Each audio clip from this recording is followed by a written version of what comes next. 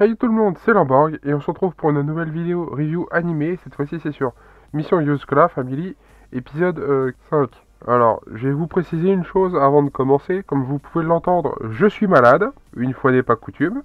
Et cette vidéo risque d'être un peu plus courte que l'accoutumée. Pourquoi je suis malade, je vous l'ai dit juste avant. Voilà pourquoi, je ne veux pas que ça dure trop longtemps, ni pour vous, surtout pour moi. Oui, parce que j'ai un peu les idées embrumées, et étant donné que je suis malade, m'entendre risque d'être chiant, que ce soit pour vous comme pour moi au montage. Voilà, tout simplement. À part ça, vous pouvez toujours mettre un pouce bleu ou un pouce rouge, et mettre également un commentaire sur ce que vous avez pensé de cet épisode 5, bien évidemment, et si c'est pas encore fait, de vous abonner, et de mettre la cloche sur toute pour ne manquer aucune vidéo. Et bien évidemment, tout ce qui est réseaux sociaux, etc., tous les liens sont en description. Voilà, sur ce, on peut enfin commencer cette review qui risque d'être assez courte. Alors, cette review commence par Tayo qui parle au téléphone avec Mutsumi. Ça commence doucement, plutôt calme. Bon, par contre, j'ai pas dit que ça continue dans cette calmitude. C'est pas forcé et c'est pas grave. Puisque, vous vous rappelez du gars sur l'épisode, à la fin, tout à la fin de l'épisode 4, qui était en train de marave la gueule d'un gars à coup de marteau? Ouais, bah, il est revenu. Bon, c'est pas un tueur à gages. C'est un flic. Oui, ce gars est vraiment flic. Oui. Je sais, c'est plutôt étonnant quand on voit la façon dont il a à faire les choses, mais il est flic. Et il va chercher Tayo pour un interrogatoire. Voilà.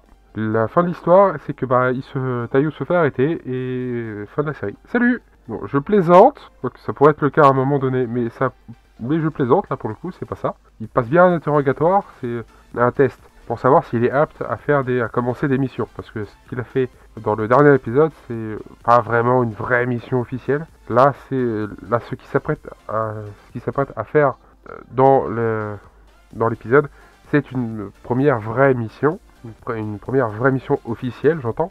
Et d'ailleurs, je vais revenir sur ce que Tayo a dit au téléphone à Mutsumi. En gros, il parlait d'une prochaine sortie s'ils auraient le temps, bien évidemment. Mais ça, on va y revenir à la fin, puisque finalement, ils l'auront fait pendant la mission. Voilà. Par la suite, une fois qu'il l'aura emmené, c'est un faux interrogatoire. C'est un interrogatoire pour voir s'il va dénoncer ses alliés, donc la famille Yozcola. C'est uniquement pour ça, et pour voir s'il est apte à faire une mission, de vraie mission. Voilà, tout simplement. Ça, et pour le plaisir du grand frère de torturer, encore une fois, Tayo. De le voir se faire torturer, pour le coup. Parce que quand le flic il y va vraiment un coup de marteau, ça, et puis sérum de vérité. Voilà, c'est... Alors c'est marrant, moi j'ai bien aimé. Bon, j'aimerais pas avoir affaire à un flic pareil, mais ça c'est un détail après, hein, c'est... Vraiment. Une fois qu'il a été reconnu apte à faire de vraies missions officielles, puisqu'il n'a rien dit, et que juste il a été reconnu apte en fait, hein, c'est tout simplement. Il retourne en cours bien évidemment, et il est lessivé. Or, c'est le prof habituel, il n'est pas là, c'est le grand frère qui le remplace. Donc oui, forcément, puisque normalement c'est censé être le directeur adjoint ou comme ça. Et du coup, il va faire en sorte de... Tayo commence à s'endormir et il va lui jeter une craie en pleine tête. Bon, Tayo va l'esquiver vraiment au dernier moment, mais il va vraiment lui envoyer une... Quand je dis il, c'est le grand frère. Hein. Il va vraiment lui envoyer une craie en pleine tête pour qu'il se réveille. Il l'évitera au dernier moment, mais c'est à la vitesse du son, donc ça a fait un trou dans le casier qui était derrière Tayo. Voilà, t'as plutôt intérêt à ne pas la recevoir dans la tête, parce que ta tête ressemblera à du gruyère ou à de l'émental. C'est un détail. Mais tout ceci, c'est pour un entraînement. C'est pour qu'il reste conscient, même s'il est en train de dormir. Mais il a réussi à atteindre un stade de semi-conscience, comme vous l'avez vu dans le titre, surtout dans la miniature, plus que dans le titre. J'en suis pas encore là en fait, hein. On verra ça, je verrai ça plus tard. Enfin, là, à l'heure où je tourne, moi, j'entends. Donc en gros, voilà, et Mutsumi va se mettre un peu en colère, le grand frère va un peu, et quand je dis un peu, c'est à peine prendre c'est une espèce de petite bille qui va écraser, que ce soit c'est un gaz soporifique, pour que tout le monde dans la classe dorme, et continuer d'entraîner, du coup, Tayo, jusqu'à ce stade de semi-conscience. Chose qu'il réussira, alors il réussira une seule fois, puisque c'est sur un coup de chance, et de stress aussi, au passage, de stress de se transformer en émental, ou en gruyère. Et du coup, à cause de ça, il pourra être un somnambule. Voilà, ce qui déprimera très fort Mutsumi. Ce qui fera aussi peur au gars à la poubelle, son frère avec la poubelle, j'ai oublié son nom, c'est affreux. Oui, entre deux épisodes, j'ai réussi à oublier son nom, oui, je sais. Ils l'ont pas assez dit, c'est pour ça.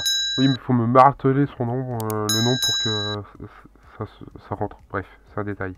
Donc voilà, et par la suite, il voudra préparer un rencard, mais il va se faire stopper au dernier moment par le flic, justement, pour avoir une première vraie mission qui se trouvera être dans le parc d'attractions en question qu'on a parlé au début d'épisode. Voilà, donc pour lui, ça tombait plutôt assez mal, mais Mitsumi l'a suivi, puisqu'elle a demandé au flic de lui dire où est-ce qu'il allait, quelle était sa mission.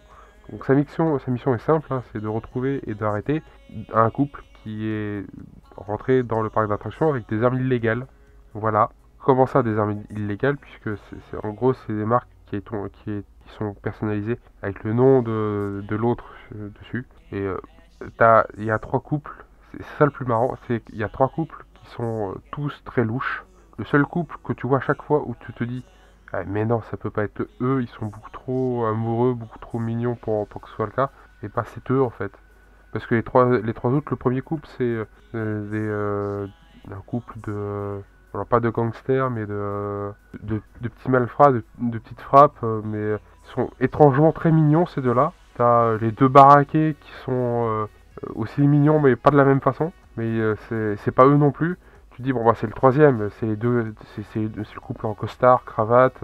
Eux, ils font tellement. Alors, ceux du milieu, ceux qui sont baraqués, ils font ex-militaire ou ce genre de truc. Par contre, ceux en cravate, ça fait complètement FBI ou alors CIA ou ce genre d'organisme assez carré sur les vêtements où ils sont très. Où ils doivent avoir les lunettes, etc. C'est ce genre de truc où tu te dis eux, ils travaillent au FBI, si tu veux, ou alors à la CIA. C'est pas que être eux, et pourtant, non, ils sont juste là. Le gars voulait juste lui faire sa demande en mariage. Donc, non, c'est pas eux non plus. Alors, du coup, c'est qui? Et bah, c'est le couple que tu vois depuis le départ qui sont à chaque fois avec eux. Et c'est le couple qui sont beaucoup trop amoureux où tu te dis, ça peut pas être eux. Et pourtant, si, c'est eux. C'est complètement eux. C'est ça qui est incroyable. Et donc voilà, donc ils finissent par se faire trahir par eux-mêmes puisqu'ils se disputent. Alors qu'avant ils disputaient pas, ils étaient beaucoup trop amoureux et là d'un coup ils disputent. Donc la balance c'est déséquilibré d'un coup, c'est un peu bizarre. Et t'as la nana qui commence à te sortir son petit pistolet mitrailleur. Et t'as le gars qui fait pareil et qui commence à tirer partout. Les gens qui se barrent, alors personne n'est mort, bien évidemment c'est un shonen. Et donc tout le monde s'est barré en courant. Et donc Tayo a réussi à les arrêter à cause de la fleur de la rose qu'il a acheté. Pourquoi il a acheté une rose? C'était pour l'offrir à Mitsumi, ça paraissait logique. Voilà en gros ce qui s'est passé. Il finit par les arrêter, et il le remet aux flics et puis tout se passe très bien. Et Tayo comme Mitsumi ont eu le droit quand même à leur rencard. Alors d'ailleurs le grand frère finira par l'apprendre et il sera pas content. Et moi ça m'éclate quand il est pas content. Parce que ça veut dire que Tayo et Mitsumi ont pu avoir une relation saine sans que l'autre soit dans les parages. Voilà. Et ils finiront donc par monter dans cette fameuse grande roue qui, en gros, c'est pour les couples quand, à un moment donné dans la journée, c'est-à-dire au coucher du soleil, quand un couple va dans la grande roue et qui regarde le coucher du soleil ensemble, ils finiront heureux à vie, ce genre de truc. Un peu niais qu'on trouve souvent dans les mangas d'ailleurs. Alors pas forcément de cette façon-là, mais c'est toujours dans le même style à chaque fois. Là, ça se passe toujours au coucher du soleil et c'est soit dans un parc d'attractions, soit dans un parc public, ou un endroit un peu caché, ce genre de truc qu'on trouve assez souvent. Et ils ont réussi à l'avoir, leur coucher du soleil dans la grande roue des amoureux là. Et donc ils sont contents, voilà. Et moi je suis content parce que cette vidéo est terminée, oui, je vous le dis cash. Alors, je vous dis aussi que ce que j'en ai pensé, c'était un très bon épisode, moi j'ai bien aimé. J'ai bien aimé le moment que j'ai passé à le visionner en tout cas. C'était très doux et très sportif en même temps. Oui, à cause j'allais dire du combat, mais même pas en fait. Il n'y a pas eu de combat, il n'y a pas eu de vrai combat. Mais en attendant, j'ai quand même bien aimé.